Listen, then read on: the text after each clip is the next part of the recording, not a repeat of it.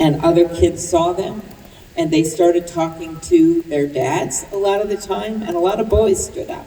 And they talked to their grandpas in proud hunting states like mine. By the way, I look at these and I say, do they hurt my Uncle Dick in the deer stand? These measures do not.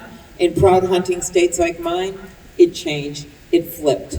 People started thinking of it differently. Those kids voted in record levels in the midterm elections, which led to turning the House of Representatives back in the people's house, and then their parents and their grandparents voted differently. That all happened. It was democracy in action. Because of your great members of Congress here, what happened? Well, we passed that universal background check in the House. We passed the closing the Charleston loophole, and we passed my bill to say that convicted domestic abusers cannot get AK-47. So where are those bills right now? Where are they? They are sitting on Mitch McConnell's desk, along with 400 pieces of legislation. So I end where I started. We cannot afford to eke by a victory at 4 in the morning.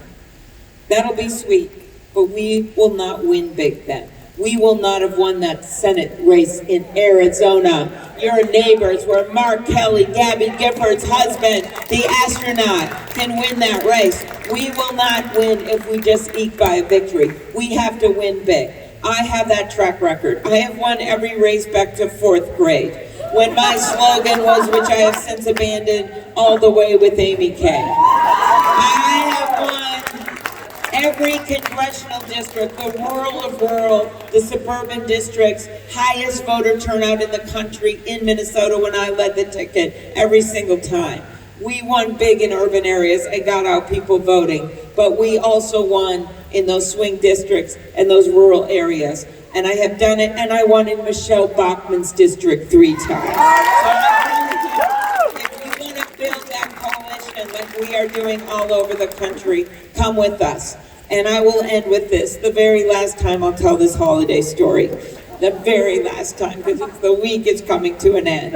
But this last week when we were in church and saw the kids up there for the nativity play, my husband and I were with our daughter, and our daughter's now 24.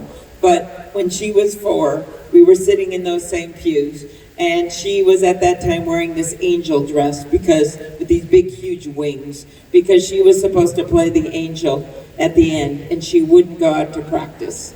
And I said to her, why won't you go out to practice? She said, because I want to be the donkey. And these 2 hot teenage boys were in this donkey costume. I said, no. Timmy and Joey are the donkey. She says, well, then I want to be Mary. And I go, no, Mary is 14 years old. You can't be Mary. And then she says, I don't understand. I say to her, why won't you go out there? She looks way to the top of the church and she says, Mom, I don't know how to tell them. I don't know how to fly. And I said to her that day, you know what, honey? Not all angels fly. You are the guardian angels of our democracy. To be out there on this somewhat nippy day on a Saturday, you are the guardian angels of our democracy because you understand, in the words of my friend John McCain, that there is nothing more liberating than fighting for a cause larger than yourself. That is what this election is about. So do not forget, at our own peril, that this is a decency check, that this is a patriotism check, that this is a values check. And yes, please join our effort, join our surge or insurgency, whatever you want to call it.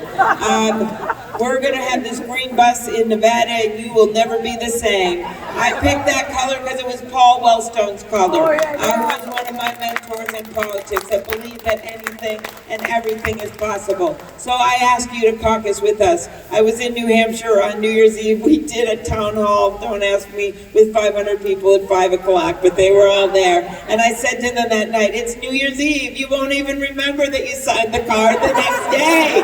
I had this woman in Iowa who was the former mayor of Cedar Rapids. I had a breakfast, and at the end, she said, I have great news for you. I said, what, Kay? She said, I'm 78% with you. Go to 100%. She did. So let's get this campaign going. Thank you, everybody. Thank you so much. I think I think what we'll do is do some photos so you don't freeze out there. And thank you so much. I think we'll do questions if you come up, just because I don't want people to freeze. And so come up with us. Thank you so much. It means so much for you to be here for our office opening. Thank you.